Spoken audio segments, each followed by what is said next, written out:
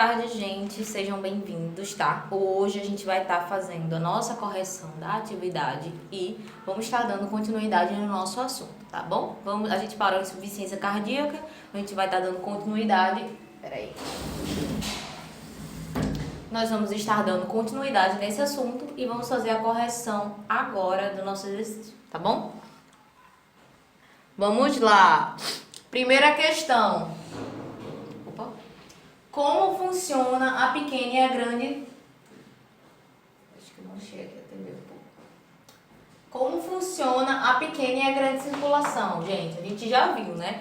A pequena circulação, ela vai transportar o sangue do coração para os pulmões e, novamente, para o coração. Então, a pequena circulação funciona coração, pulmão, coração, certo? Grande circulação. O que é a grande circulação, gente? A grande circulação é nada mais, nada menos do que esse sangue já rico em oxigênio, né? Já em um sangue nutrido, o que é que ele vai fazer? Vai levar do coração para todos os órgãos do nosso corpo, tá? E aí depois desse ciclo vai voltar para o coração novamente, aquele sangue rico em gás carbônico, e é aquele ciclo sem fim. Sangue rico em gás carbônico, chega no coração, o coração manda para os pulmões fazem a hematose, depois da hematose é enviada para o coração novamente. Depois que é enviada para o coração, o que vai acontecer? O coração vai enviar para todo o corpo e aí depois todo o corpo vai enviar esse sangue de volta para o nosso coração e vai ser esse ciclo, tá certo? Sem fim, graças a Deus. E aí, gente, nós temos a questão 2, né? Gente, qual é a diferença entre sístole e diástole, tá? Eu acho que isso ficou bem claro pra gente. Então, esse exercício é só pra gente fixar mesmo, pra dizer assim, poxa, eu sei, não tô ficando louca, tá? Então é isso, gente. A sístole, tá? É a nossa contração, tá? A gente tem a sístole atrial e nós temos a sístole ventricular, tá? Que tudo isso a gente já viu na outra aula, tá? Nós temos a sístole, contração, diástole, relaxamento. Show? Isso funciona nos dois, nos átrios e nos ventrículos, como a gente já viu. Descreva o ciclo cardíaco, gente. Aquele ciclo, vocês lembram?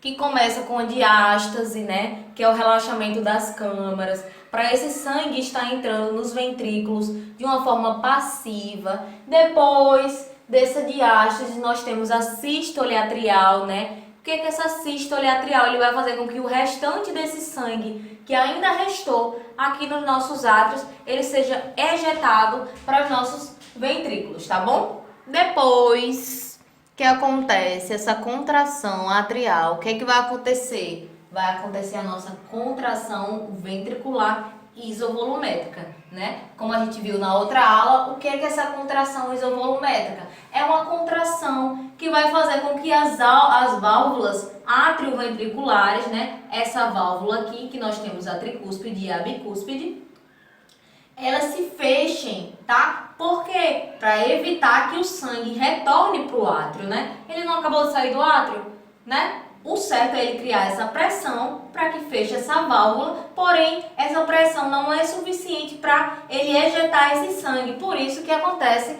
a ejeção ventricular em seguida, tá? Essa ejeção ventricular vai fazer com que essa pressão aqui dentro, que conseguiu fechar essa válvula atrioventricular, vai fazer com que abra a válvula semilunar, tá, gente? Ui, desculpa.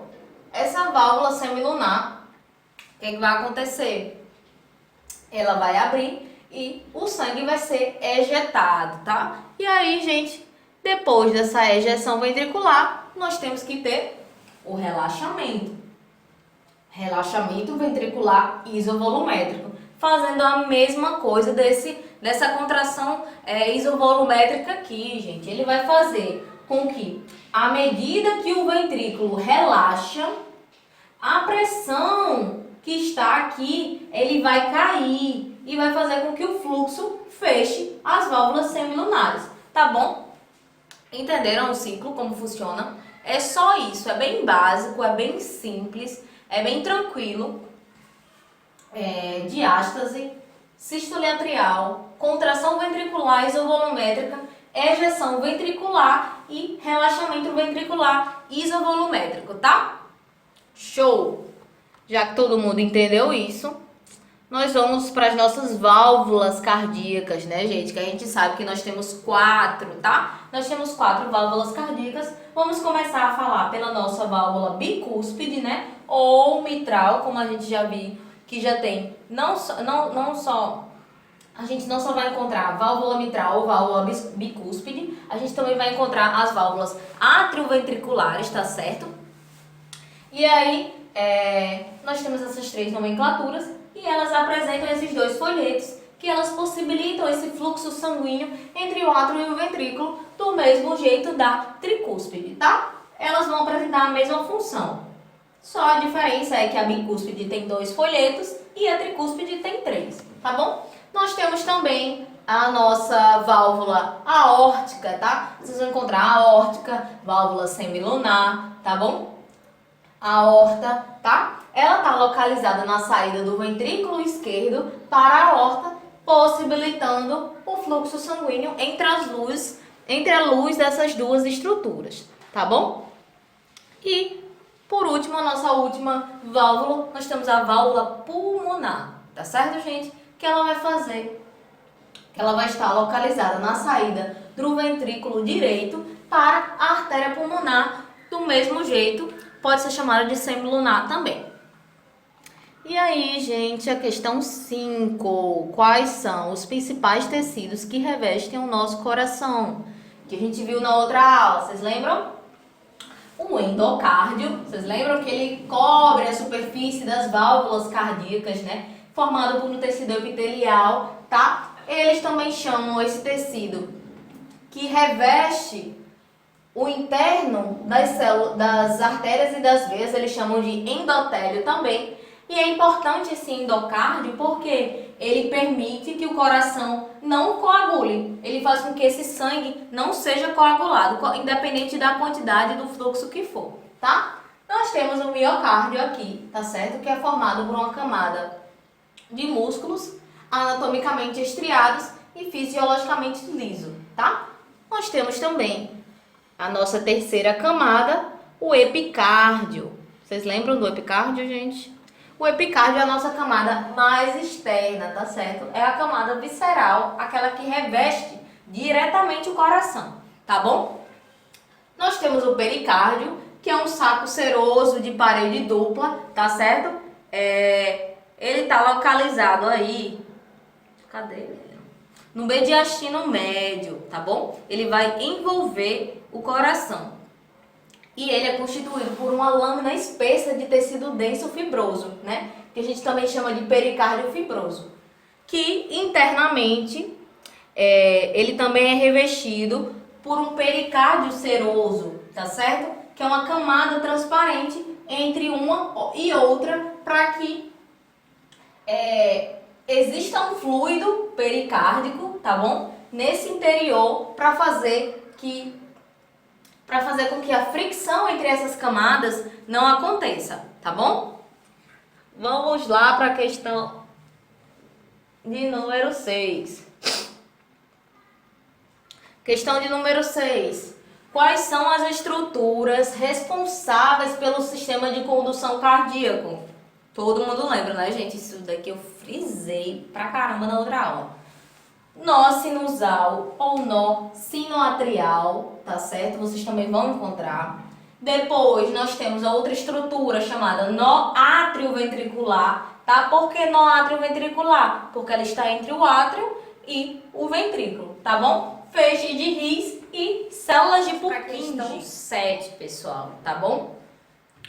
O que é IAM, certo? E quais são os tipos de IAM que a gente tem? Vamos lá, vamos relembrar. IAM é o infarto agudo do miocárdio, tá bom?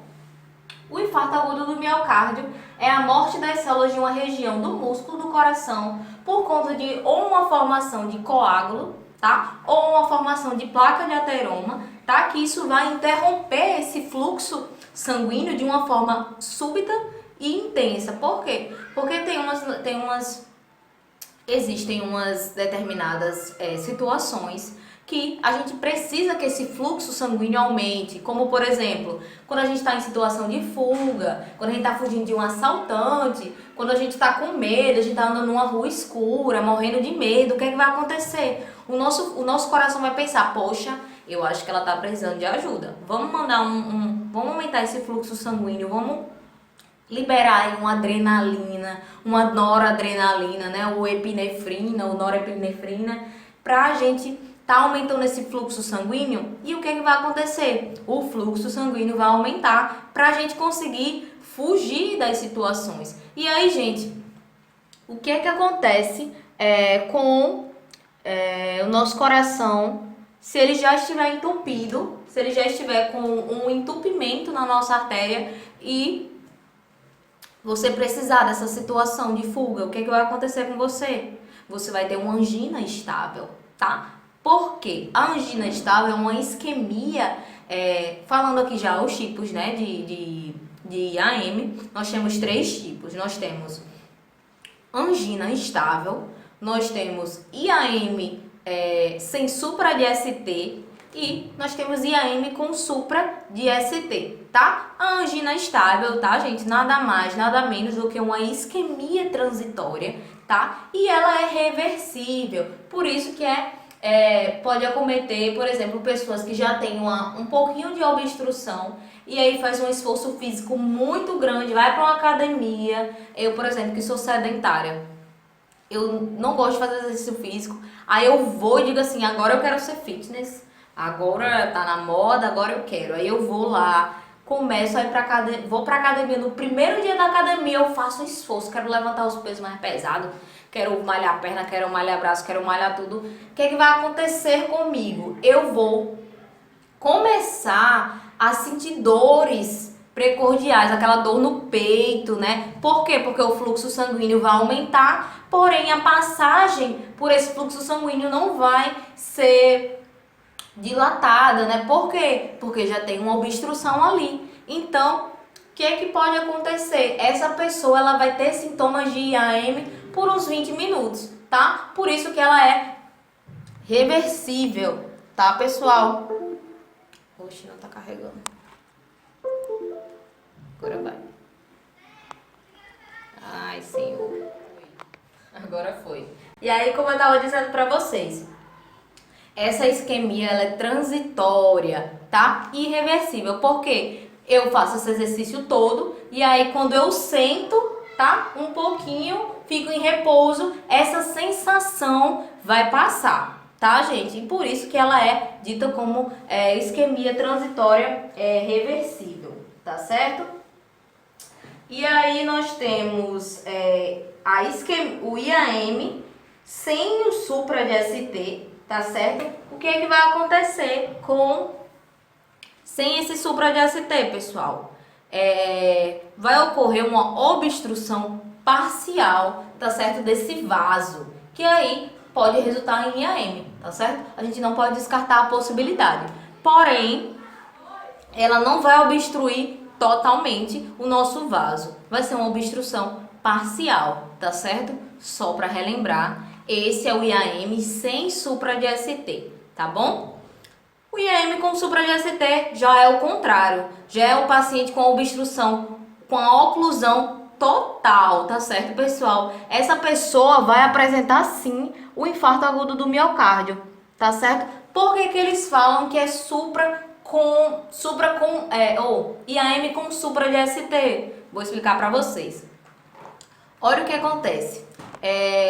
Ele apresenta, quando você está tendo esse infarto do miocárdio, o que ele apresenta? Ele apresenta um desnivelamento no segmento de ST, tá? Que é aqueles que a gente viu da onda, lembra? A onda P, o complexo QRS, né? E aí, eles dizem que é esse segmento, tá bom? Ocorre a destruição permanentemente das nossas células, né, do miocárdio, ocasionando uma isquemia, tá bom? E aí nós vamos para a questão de número 8. Quais são as causas mais comuns no infarto agudo do miocárdio? Vocês lembram que eu falei duas para vocês? Nós temos a aterosclerose, né? Que é o acúmulo de placa de ateroma no nosso vaso. E nós temos a arteriosclerose, né? Que é aquela doença arteriana que faz com que a nossa artéria fique rígida. Ela enrijeça suas paredes.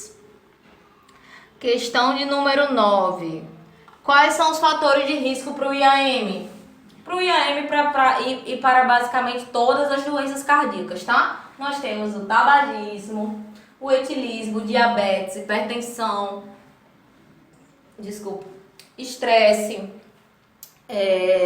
obesidade, o que mais? Diabetes, pessoas com histórico familiar, por exemplo, a minha família toda paterna, todos os membros da minha família paterna que já faleceram, todos eles faleceram de infarto agudo do miocárdio, certo? Ou infarto agudo do miocárdio ou AVE. Por isso que a gente tem que buscar esse histórico familiar, tá? Fazer essa anamnese com a gente mesmo pra gente tá aí se cuidando, né, gente? Porque a gente pensa que é novo e não vai ter... isso não vai acontecer com a gente. O IAM já acontece em adolescentes. Então não é mais uma doença de pessoas velhas, não é mais, tá, gente? É uma doença que ela já é uma doença, como é que eu posso dizer? Que já tá atingindo a faixa etária juvenil, tá? 10. Como as placas de ateroma se alojam na nossa artéria? Vocês lembram? As placas de ateroma são um acúmulo de lipídios. Como é que elas se alojam? A gente consumindo lipídios, certo? É isso mesmo.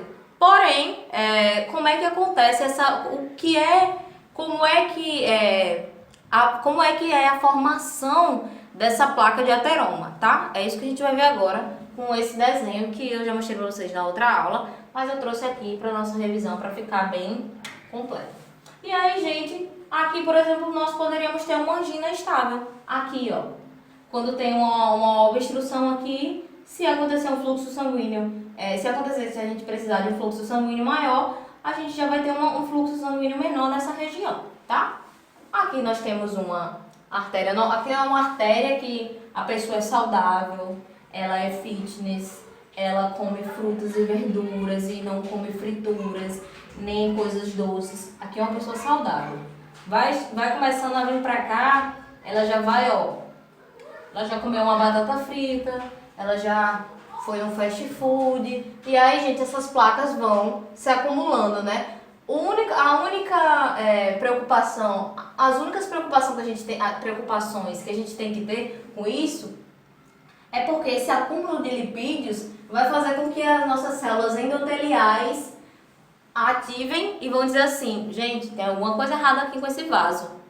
Vamos lá ver o que é. Aí eles vão e mandam as nossas células inflamatórias combaterem aqui. E o que vai acontecer? Essas células vão se ativar, vai acontecer um recrutamento, vocês estão vendo aqui, de células musculares lisas, que vai fazer uma síntese de uma matriz, formando uma capa fibrosa. O que essa capa fibrosa vai fazer? Ela vai se romper e vai acabar formando a agregação de plaquetas, que, como resultado, vai ser a nossa trombose, tá certo? E essa trombose, ela pode tanto obstruir os nossos vasos cardíacos, quanto podem obstruir os nossos vasos cerebrais, tá certo, gente? Por isso que é muito importante a gente estar cuidando da nossa saúde, né? Quais são as principais estruturas anatômicas do nosso coração? Quem lembra? Nós temos átrio direito, átrio esquerdo, ventrículo esquerdo. Nós temos as 4 válvulas, né? Nós temos a válvula aórtica, nós temos a válvula pulmonar, ou as duas podem ser chamadas de válvulas semilunares, tá certo? E nós temos também a as nossas válvulas atrioventriculares, né? Que nós temos a bicúspide e a tricúspide. Ou bicúspide também pode ser chamada de mitral. Show, pessoal? E assim se encerra o nosso exercício, tá bom? Nosso exercício. E agora nós vamos para a nossa aula. Continuar a nossa aula aqui, tá? Vou beber só um pouquinho de água para me hidratar. Tô achando muito escura essa coisa, mas acho que vai dar pra ver. É que fica muito escura a imagem pra mim. Vou tentar clarear depois. Insuficiência cardíaca congestiva, o assunto que a gente parou. Vocês lembram o que é essa insuficiência cardíaca congestiva? A insuficiência cardíaca, ela é uma síndrome clínica, tá certo? Que ela está caracterizada pela incapacidade do coração dele atuar adequadamente como uma bomba, tá? O que vai acontecer? Pode ser que seja por um déficit na concentração, né, na contração ou no relaxamento. E isso, gente, vai comprometer o funcionamento total do organismo. Por quê? Porque quando não é tratado adequadamente, vai reduzir a qualidade de vida e vai reduzir a sobrevida da pessoa, tá certo? Por quê, gente? Por quê? Porque, pense comigo, você tem uma bomba na sua casa, né? Para a água subir, né? Quem mora em condomínio, apartamento, essas coisas, sabe do que eu tô falando. Então você precisa que essa bomba funcione corretamente, né? Porque digamos que você mora no 6º andar. Como é que essa água vai chegar no 6º andar, gente?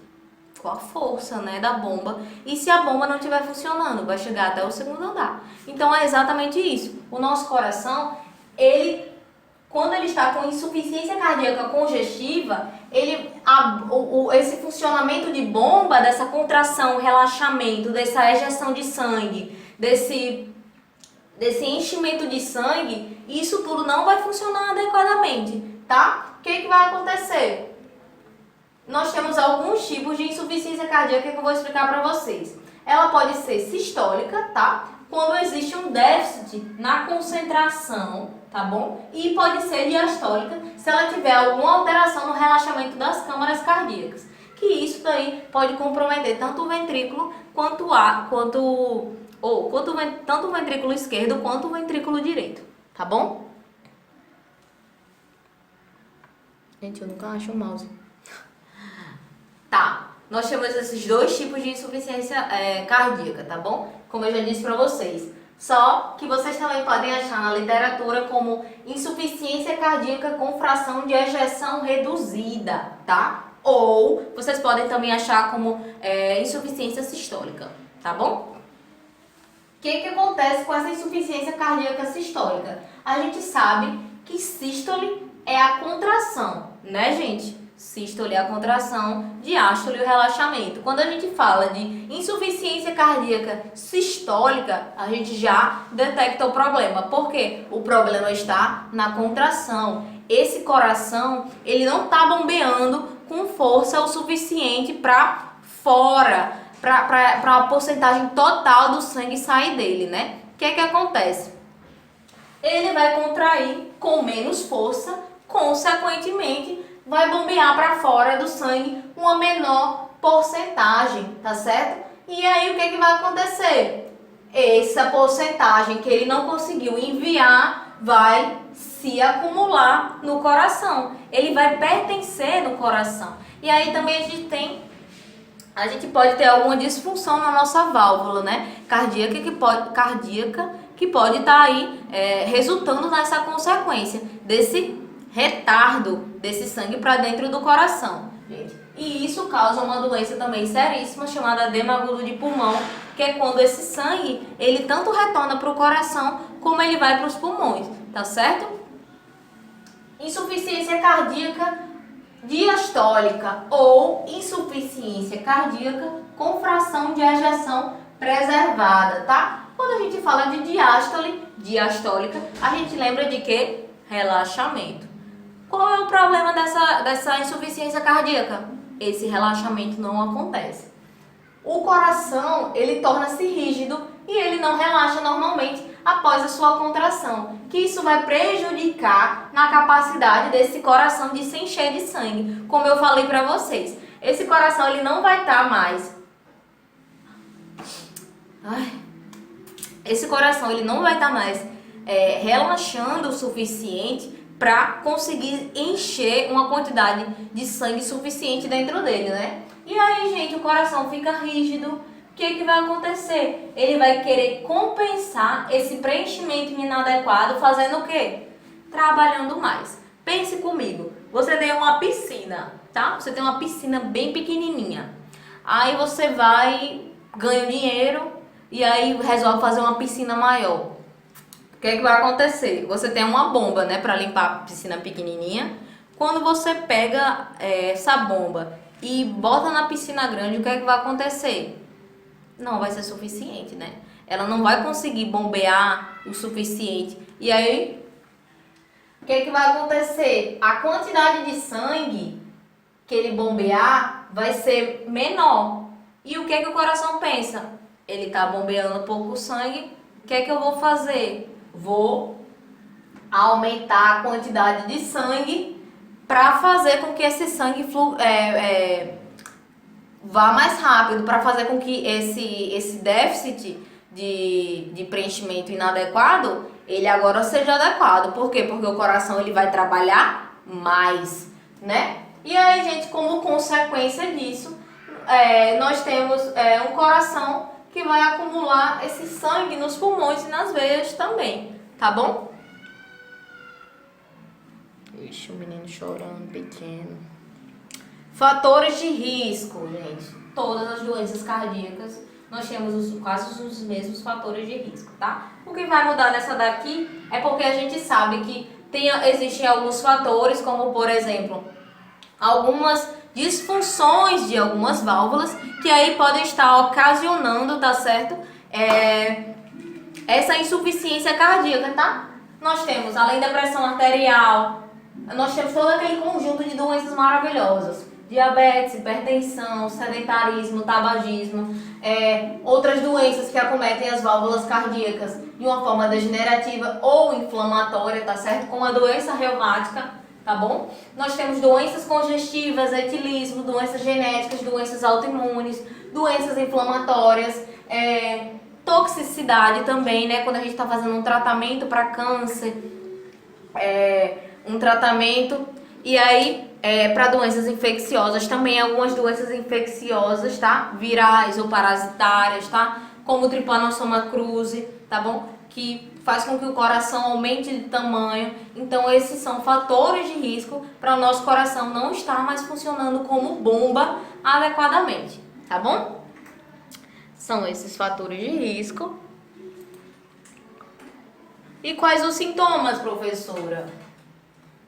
Assim, quando a gente pensa assim, que o coração ele tá fazendo um esforço muito grande, olha essa imagem aqui. É um coração o quê? Cansado, né?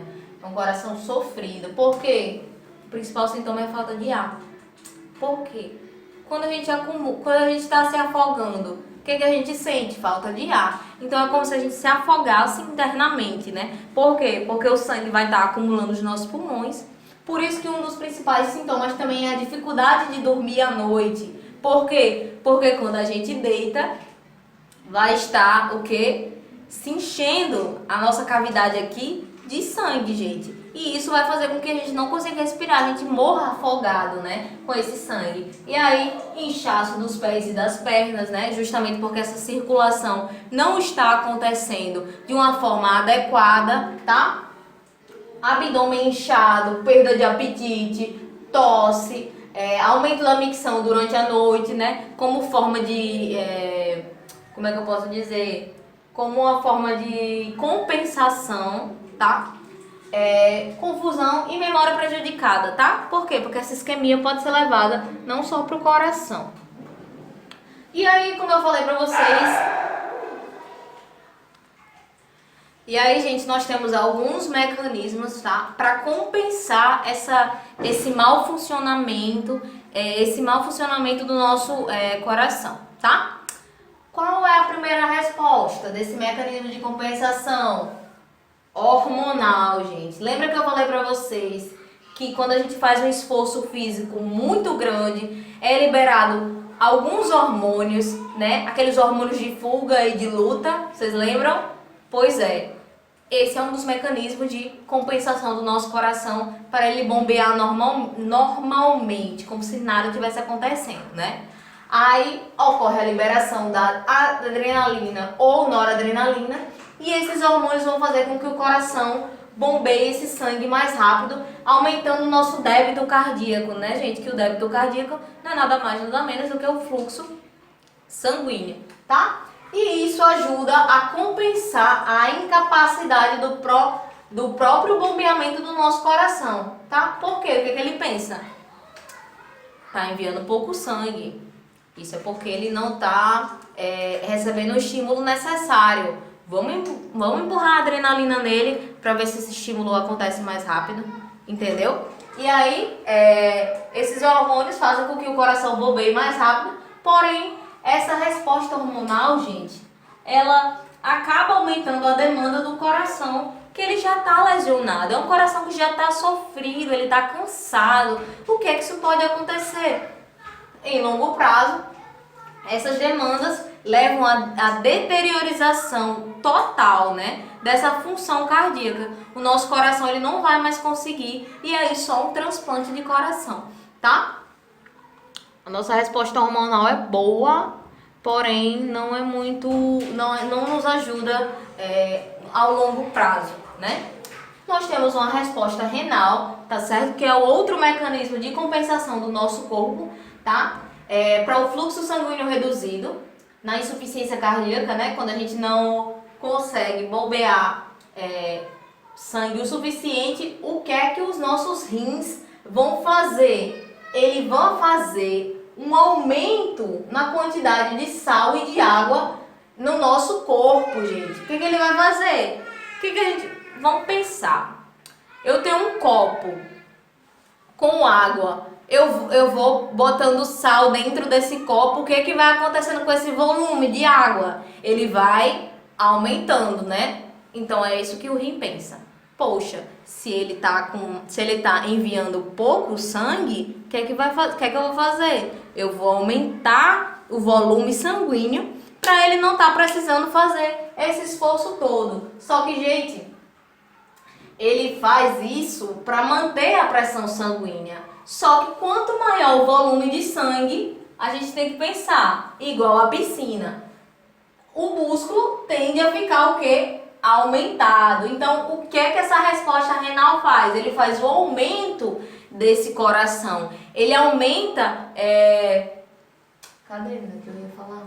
As câmaras do nosso coração, em particular os ventrículos, tá? Vou mostrar para vocês uma das respostas, o que causa a resposta renal. É outro mecanismo de compensação também do nosso coração, tá bom? E aí, gente, quando ele faz isso, quando ele aumenta os nossos ventrículos, aumenta as nossas câmaras, o que é que faz?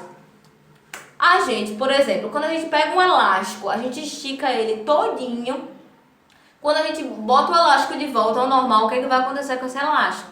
Ele não vai ter a mesma elasticidade, não é mesmo? Então é exatamente isso que acontece com o nosso coração. Ele perde essa função, ele acaba se enrijecendo, né? Então ele enfraquece essas contrações, tá? Consequentemente, ocorre um agravamento dessa insuficiência cardíaca, tá? Além dessa retenção de água e de sal, aumentar a congestão de líquido nos órgãos como os pulmões. E aí piora realmente os sintomas de insuficiência congestiva, tá? Insuficiência cardíaca congestiva.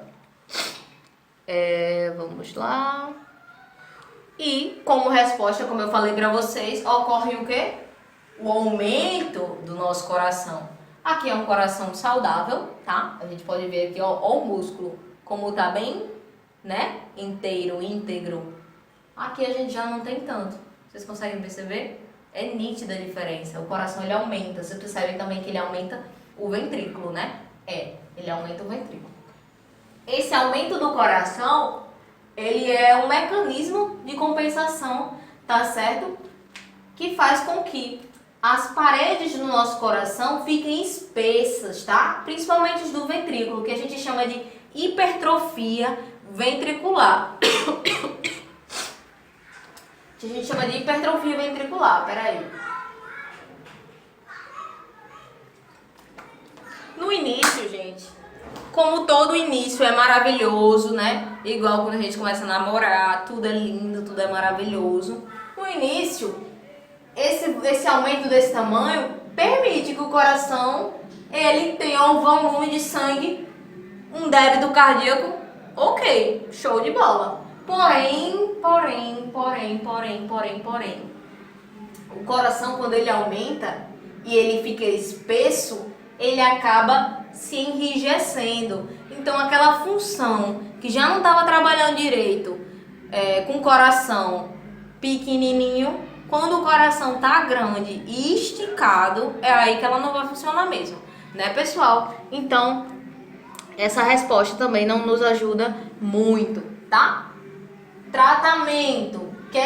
Qual é o tratamento de insuficiência cardíaca congestiva? Mudança da dieta, tá certo? Do estilo de vida. Tratamento da causa, por exemplo, se ela tiver algum distúrbio na válvula, se ela tiver algum distúrbio na válvula mitral, na válvula semilunar, o que vai acontecer? Pode ser feita alguma cirurgia de correção. Outra coisa também, outro exemplo, se ela tiver algum problema na contração do nosso coração, né? Ela não estiver contraindo corretamente, o que pode ser feito? Que aqui também tem, né? Que é a terapia com o dispositivo, tá? Que é a ressincronização cardíaca, o suporte circulatório mecânico, que a gente chama, que é aquele marca-passo que a gente coloca no coração das pessoas quando eles não estão contraindo de uma forma adequada, tá? Algumas vezes transplantes cardíacos, fármacos, show, de inúmeras classes, tá bom? Nós temos também tratamento multidisciplinar e transplante cardíaco, como eu falei para vocês. E aí nós temos uma consequência do nosso IAM, ou da nossa insuficiência cardíaca, né? Que a gente vai ver na literatura, a gente vai ver também muitas pessoas chamando de ICC, insuficiência cardíaca congestiva. Show? Nós temos esse edema agudo de pulmão, que é nada mais, nada menos do que esse acúmulo de líquido extracelular no espaço intersticial e alvéolo pulmonar, tá? No alvéolo, gente, é onde acontecem as nossas trocas gasosas. Como é que a gente vai conseguir fazer troca gasosa se a gente está afogado? Não tem como, né, gente? Se a gente está cheio de água, não tem como fazer essa troca gasosa. E aí, o que é que vai acontecer? Vai resultar em hipoxemia, né? A falta de oxigênio, e o resultado é o aumento do trabalho respiratório, né? Você percebe que as pessoas com edema agudo de pulmão, elas respiram muito sufocadas, como se estivessem sendo afogadas mesmo, né? Elas respiram. Por quê? Porque ela puxa o ar, mas o ar sai todinho, ela não consegue fazer a troca gasosa para ela conseguir fazer a inspiração e a expiração. Vocês entendem? E aí, com esse aumento desse trabalho... Eita, peraí.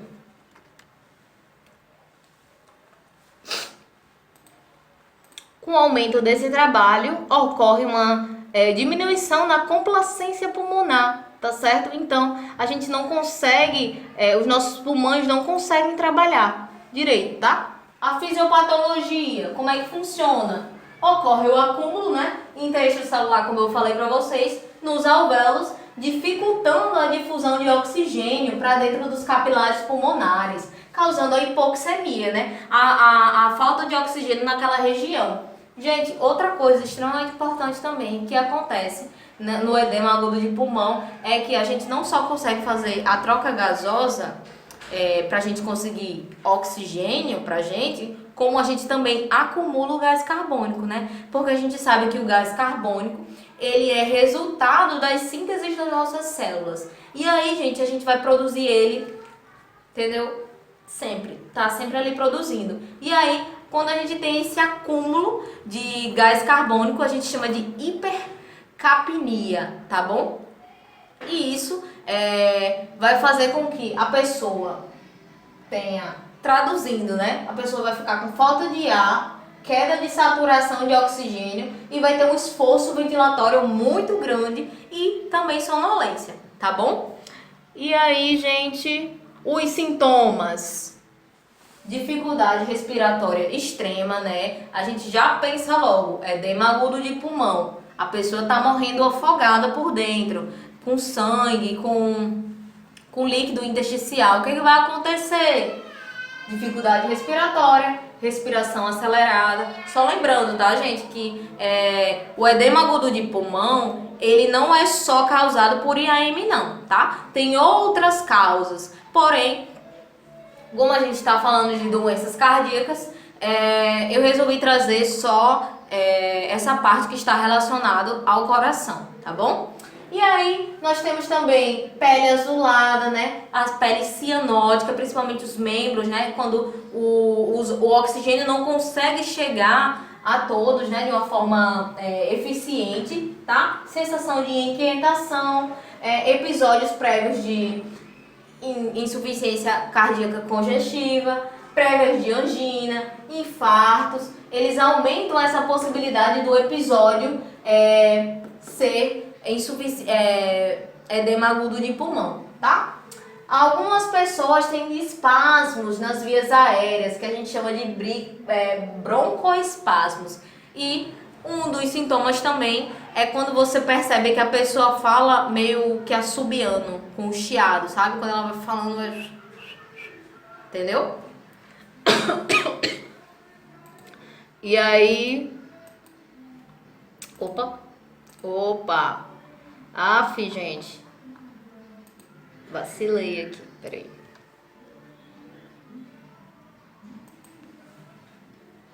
Pronto. A gente tá falando de um assunto aqui muito abrangente, né? Só que eu trouxe também os cuidados pra gente de enfermagem, que a gente tem que ter em mente, tá? Manutenção do conforto desse paciente. Por quê? Porque ele vai estar sem ar, gente. Alguém já se afogou? Sabe como é a sensação de estar se afogando? Aquela coisa de você puxar o ar e não vir nada e você não conseguir respirar. Ou alguém é asmático. Pronto, a mesma sensação, gente.